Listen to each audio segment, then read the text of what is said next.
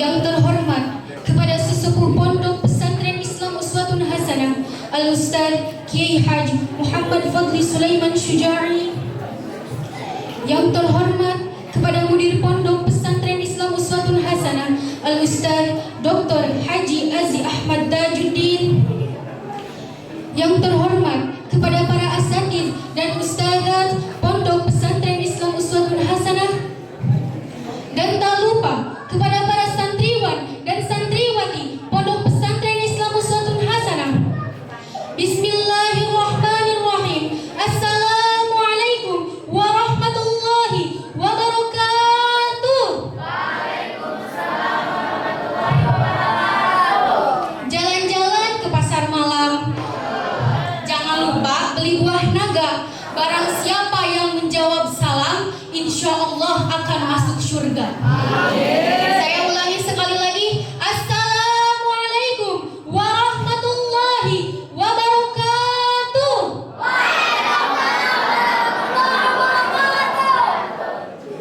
Segala puji marilah kita panjatkan kehadirat Sang Ilahi Robbi yang telah memberikan kita nikmat tiada henti, yakni nikmat iman, Islam, kesehatan, serta rezeki, hingga akhirnya kita bisa berkumpul di acara yang insya Allah mubarakah ini.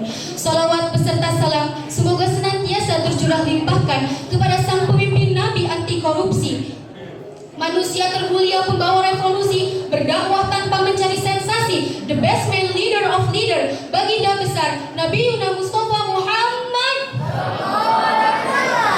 Tak lupa kepada keluarganya, sahabatnya, dan insya Allah kepada kita selaku umatnya yang senantiasa konsisten pada ajarannya hingga yaumil kiamah nanti. Amin. Apa kabar semuanya? Masih pada semangat? Takbir! Ya, perkenalkan nama saya Fani Fadilah Muazzah. Berdirinya saya di sini bukan sekedar untuk menyombongkan diri, melainkan untuk menyampaikan sedikit ilmu yang saya ketahui. Ya, ada yang tahu siapa yang merilis lagu tersebut? Blackpink. Kalian tahu Lisa Blackpink? Insya Allah, pasti tahu ya. Oke, sebelum berlanjut saya mau nanya, kalian semua pada punya idola? Punya. Ada yang menggemari K-pop? Pasti ada. Hadirin yang dirahmati oleh Allah Subhanahu wa taala, Indonesia merupakan negara yang mayoritas penduduknya adalah beragama Islam. Akan tetapi yang menjadi perhatian kita kali ini adalah Indonesia menduduki tingkat kedua dengan persentase tertinggi dikarenakan penduduk Indonesia bermayoritaskan penggemar K-pop. Penggemar K-pop di Indonesia ini dimenangkan oleh para remaja yang berusia 10 hingga 25 tahun. Menurut hasil survei Hidayat Times tahun 2019, 40,7% penggemar K-pop di Indonesia berasal dari kalangan berusia 20 hingga 25 tahun. 38,1% berasal dari kalangan berusia 13 hingga 20 tahun dan 9,3% berasal dari kalangan berusia 10 hingga 15 tahun. Bagi para pecinta Korea, pasti akrab dengan istilah Hallyu. Ada yang tahu Hallyu? Ya, Hallyu dalam bahasa Inggris bermakna Korean Wave yang memiliki arti gelombang besar yang datang dari negeri para idol, yaitu Korea Selatan. Berbicara soal Korean Wave tidak melulu berbicara soal K-pop atau K-drama, melainkan berbicara soal Korean food, skincare, style, dan lain-lain. Akan tetapi, justru akhir-akhir ini Korean Wave yang berupa K-pop sedang ramai di kalangan para remaja yang menggila akan dunia Korea. Korea Pop atau lebih akrab dengan istilah K-pop adalah suatu hiburan musik yang terlatar belakangi oleh para idol Korea baik dari kalangan laki-laki maupun perempuan. Dan yang menjadi pemicu para remaja menggila akan dunia Korea adalah banyaknya pertunjukan musik yang mengandung unsur gimmick yang dipamerkan oleh para idol itu tersendiri. Contohnya, perilaku para idol grup dari kalangan girl band yang menampilkan dance-dance yang memprovokasi.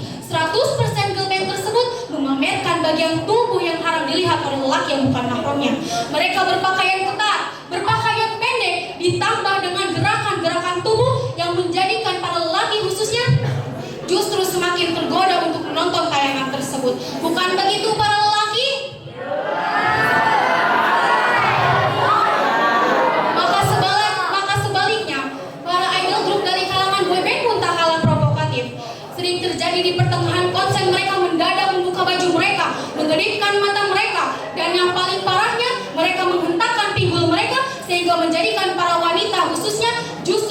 tergoda-goda untuk terus-menerus menonton tayangan tersebut. Bukan begitu para wanita?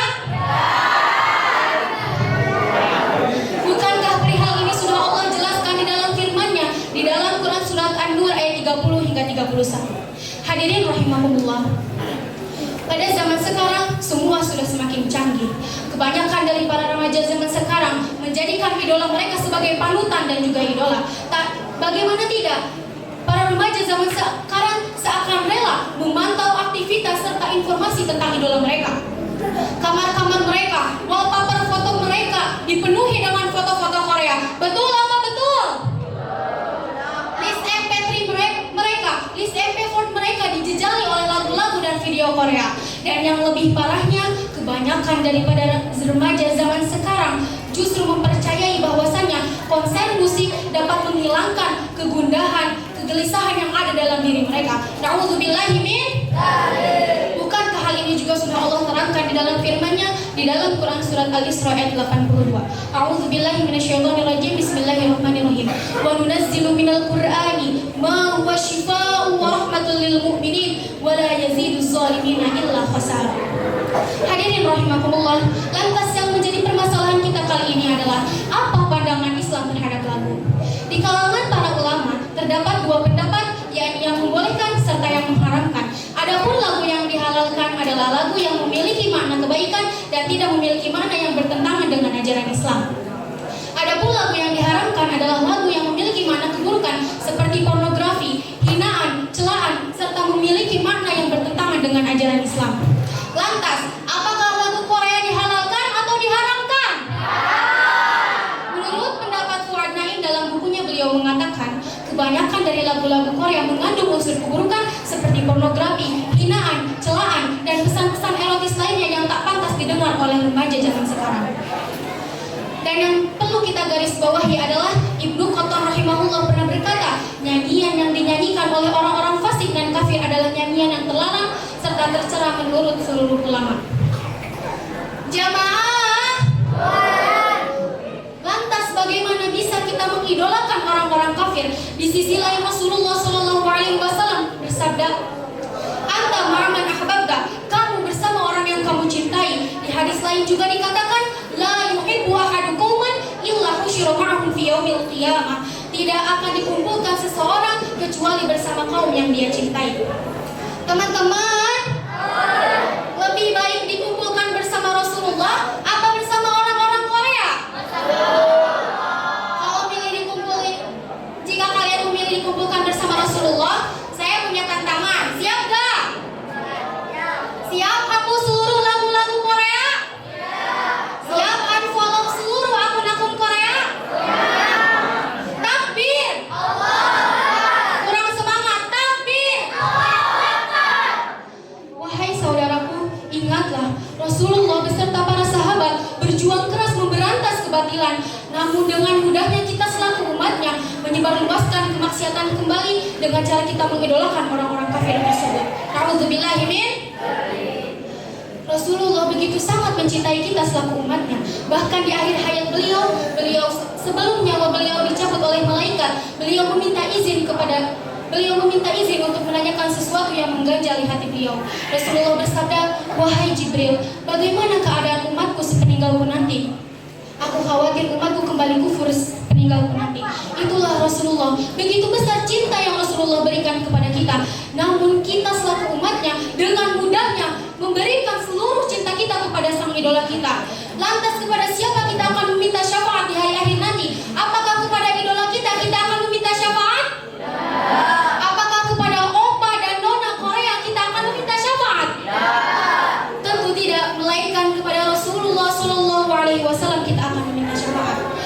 Hadirin rahimakumullah, mungkin di dunia kita masih bisa beralasan kita cinta Rasulullah, kita umat dan pengikut Rasulullah. Namun apa daya, di hari kiamat nanti mulut kita dikunci, tangan mata yang akan menjadi saksi di hadapan Sang Ilahi Rabbi atas hari-hari yang sudah kita jalani.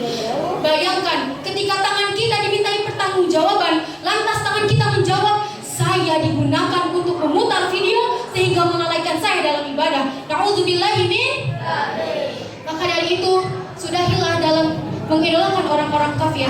Ingat, ketika kita mengidolakan orang-orang kafir, yang mesti kita ingat adalah masih pantaskah kita berada di barisan Rasulullah selaku pengikutnya.